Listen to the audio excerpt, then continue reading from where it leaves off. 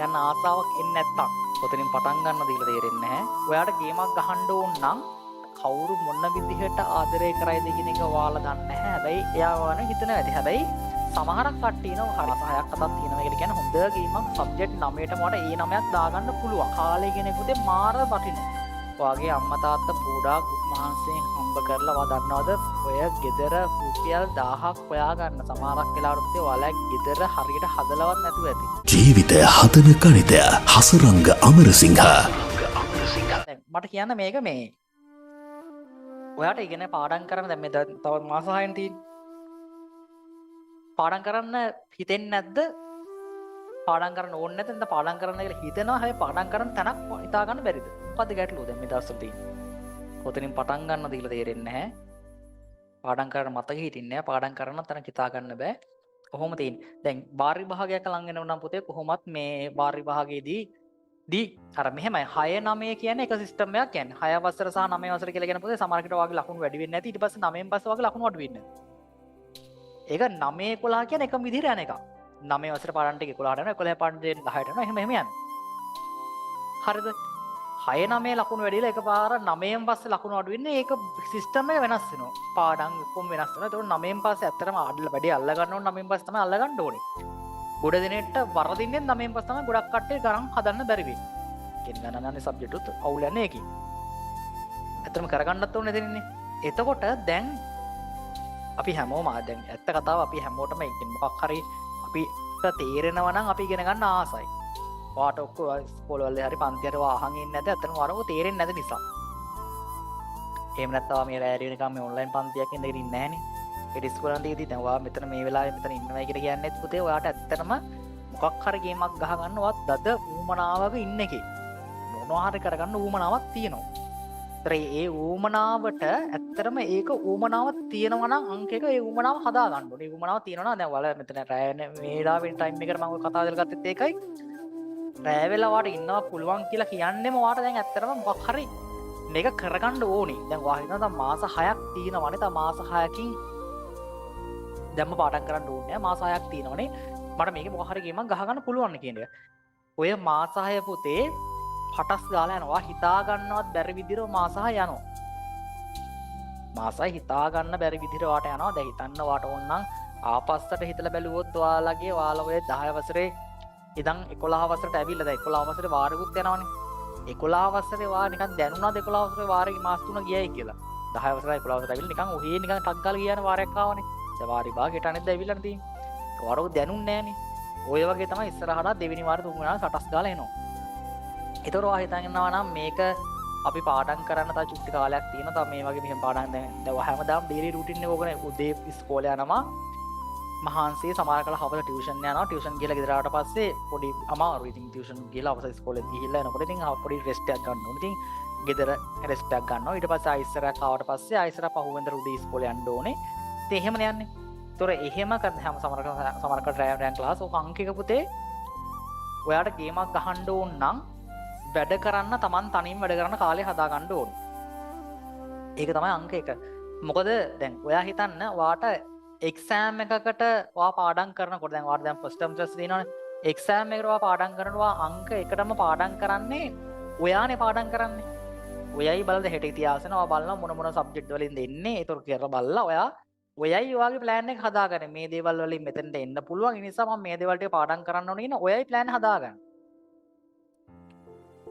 මම කියන්නේ පන්ති වැඩි වෙන තරමට පුතේ ඔයාගේ රිසල්ට් එක අඩු වෙන එක විතරයි වෙන්නේ. හරි පන්තියක් තෝරගෙන හරි විදිහට එතනට යන්න. හරි පන්තියකින් යන්න. ඒක ඔයා තීරණය කරන්න. මොකද ඒක ඔයාගේ ජීවිතේ සම්බන්ධ තීරණයක්. ඔයා හරි දැන් ඇත්තටම කිව්වොත් ඕලෙල් කියන්නේ ගුරුවරු විභාග කියලා කියන්නේ. ඒක ඇත්ත. හරි ඒ කියන්නේ ඔයා හරි තැනකට හරි විදිහට ගුරුවරයෙක් ගාවට ගියොත් ඔයාට අනිවාර්යෙන් සබ්ජෙක්ට් ඕනම සබ්ජෙක්ට් එකක් ගන්න පුළුවන්. සමහර පන්ති වලට යන්න ඕනේ නැහැ. ඒක තමන්ගේ ගුරුවරයා තමන් වෙලා තමන්ට කරගන්න පුළුවන්. මේන් සබ්ජෙක්ට් එකක් තියෙනවා. ඒතර ඒ මේන් සබ්ජෙක්ට් වලට විතරක් ඔයා පන්ති ගිහිල්ලා තේරුම් ගන්න අවබෝධ කරගන්න අමාරු සබ්ජෙක්ට් එකට ගිහිල්ලා ගියා නම් ඇති. ඔය පාඩම් කරලා තනියම කරගන්න සබ්ජෙක්ට් වල පුතේ යන්න ඕනේ නැහැ. ඒක තමන්ගේ ගුරුවරයා තමන් වෙන්න.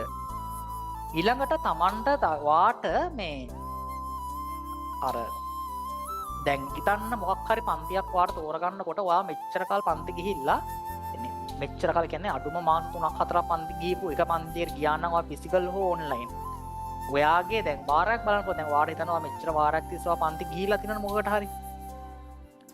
එතකොට ඒ ගියපු පන්තියෙන් ඔයාට ඇත්තරම සෙතක් වුණාද?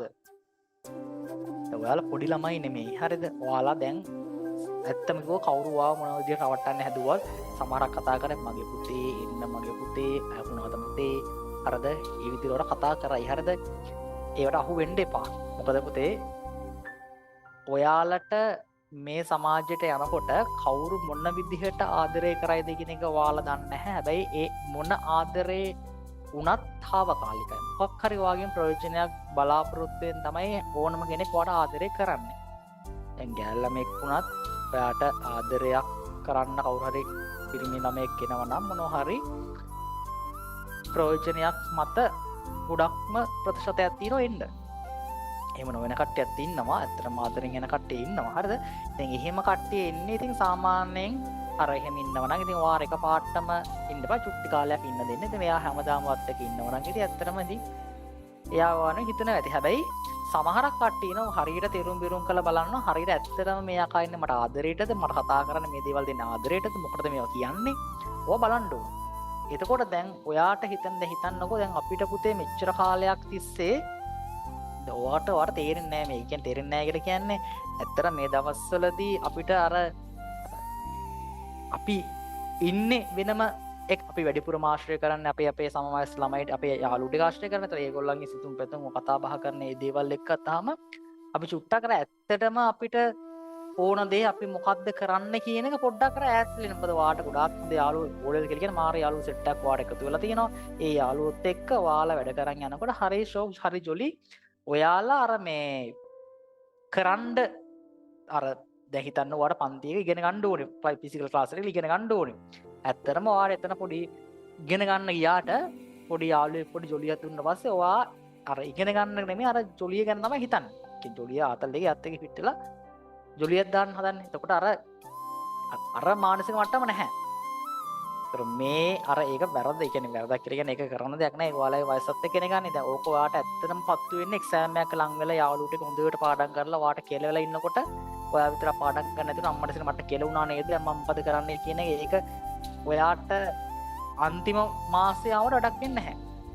ඔක ගොඩක් ළමයට එහෙම වෙනවා. ගොඩ දෙනෙක් පුතේ ඔයාගේ ළඟම ඉන්න යාළුවෝ ඔයාට හොරෙන් පාඩම් කරනවා. යාලා කොහොම හරි වැඩක් කරගන්නවා. කොහෙන් හරි ඔන්ලයින් හරි මොකක් හරි ක්ලාස් එකට ගිහිල්ලා මොනවා හරි ගේමක් යා ගහ ගන්නවා. ඒ ගහගත්තට පස්සේ ඒක ඔයාට කියන්නේ නැහැ. ඒක ඔයාට ලං වුණාට පස්සේ ඒ දැන් වාරයක් දැන් පළවෙනි වාර දෙවෙනි වාර ගිහිල්ලා ඔන්න තුන්වෙනි වාර වගේ හොඳ ලකුණක් ඔයාට වඩා ගත්තට පස්සේ ඔයාට තේරෙයි අම්මට සිට මට දැන් කෙලවෙලානේ. දරෝ කෙලුණාට පස්සේ පුතේ ඔයාට ඉතින් එහාට අල්ල ගන්න විදිහක් ඇත්තෙත් නැහැ. ඒ නිසා කොහොම හරි දැන් අර දේවල් කරන්න දැන් මාස 6ක් අතක් තියෙනවා කියලා කියන්නේ හොඳ ගේමක් සබ්ජෙක්ට් 9ටම වට ඒ 9ක් දාගන්න පුළුවන්. ඒක ඒ 9 දාගන්නකොට ඔයා මුලින්ම හිතන්න ඕනේ දැන් අර මම කියන්නේවා යාළුවෝ කාත් එක්ක කතා කරන්න එපා, සෙල්ලම් කරන්න එපා, ෆිල්ම් එකක් බලන්න එපා. එහෙම ඕනේ නැහැ. ඒ දේවල් කරන්න. ඒ දේවල් කරන අතරේ හරියට මැනේජ්මන්ට් එකක් දාන්න, ටයිම් එකක් හදාන්න, හරිය ටයිම් මැනේජ්මන්ට් එකක් හදාගන්න මම ෆිල්ම් එක බලන්න මේ වෙලාවේ මම මේ වෙලාවේ කියන්නේ දැන් හිතන්නකෝ ඔයා ක්ලාස් එකක දැන් මේ ඉගෙන ගන්න වෙලාවේදී ඔයා ෆෝන් එකක් ඔබ ඉන්නවා. ඒතර මේක කරෙන්නෙත් නැහැ, ඒක කරෙන්නෙත් නැහනේ. සමහරක් ළමයි ඉන්නවා පන්ති එක උගන්වනකොට ඒ මොහොතේම මේ වෙලාවෙම තේරුම් ගන්නවා. ඒ වෙලාවෙම මුලුවට දා ගන්නවා. ඒ වෙලාවෙම මුලුවට දාගත්ත පස්සේ එයාට ඊට පස්සේ එයා ක්‍රීඩාත් කරනවා. අනිත් හැම තේ ඉස්කෝලේ තියෙන හැම බාහිර ක්‍රියාකාරකමක් කරනවා. ඒකට ලකුණුත් තියෙන. එහෙම කට්ටිය ඉන්නවනේ ඉස්කෝලේ. දැන් ඔයා එහෙම ක්‍රීඩාවක් කරන්නෙත් නෑ. ඔයාට ඉගෙන ගත්තට පාඩම මතක හිටින්නේ නෑ, තේරෙන්නේ නෑ, ලකුණුත් අඩුයි. එහෙම කෙනෙක් ඔයා. අර ඕල් රවුන්ඩර් කෙනෙක්. මම කියන්නේ පුතේ ඕල් රවුන්ඩර් කෙනෙක් වෙන්න. මොකද ඕල් රවුන්ඩර් කෙනෙක් වෙන්නේ ඔයාගේ ඇත්තටම වගේ මනසයි හදා ගන්න ඕන. ඔයා මනස හදා ගන්න ඕනේ ඒ කරන වෙලාවේ ඒ දේ විතරක් ફોකස් කරලා කරන්න.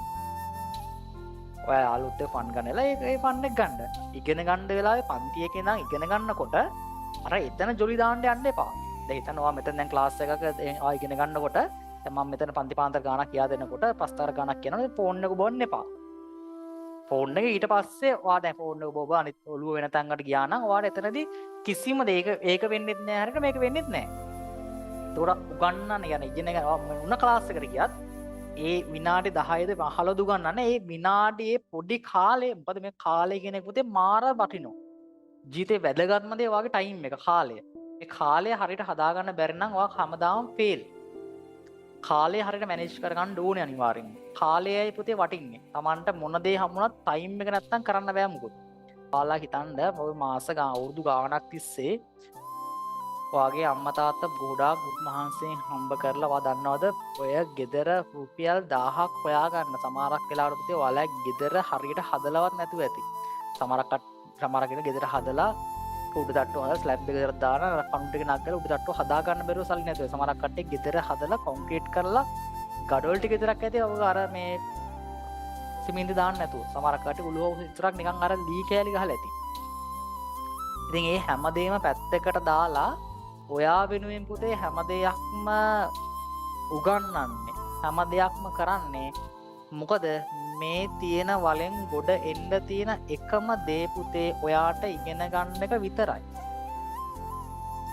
ඔයාට ඔයාගේ ගෙදර තත්ත්වය නිකන් බලන්න ඔයාගේ වටපිට වාක ඉන්න කාමරයක බලන්න ඔයාට ඔයා ඉන්නේ සප පහසු AC room එකක හොඳ කුෂන් පුටුවක එහෙම වාඩිලා තින්නේ එහෙම නැත්නම් ලී පුටුවක වාඩි වෙලා හරියට සිවිලිමක් නැහැ වහලේ පිටිපස්ස හරියට කපරාදු කරලා නැහැ ඔය වගේ තැනකද ඔයා ඉන්නේ පුතේ මේ ඔයාට මේක කරගන්නවා කියලා කියන්නෙම ඔයා කෝටි ගානක ස්විප් එකක් හදනවා වගේ වැඩක් මේ කරන්න යන්නේ. ඒ නිසා ඔයා පුතේ ඔයා තමයි මුළු ජීවිතේම අම්මා තාත්තගේ හැම එක්කෙනාම ගැලවුම්කාරයා වෙන්න ඕන ඔයා.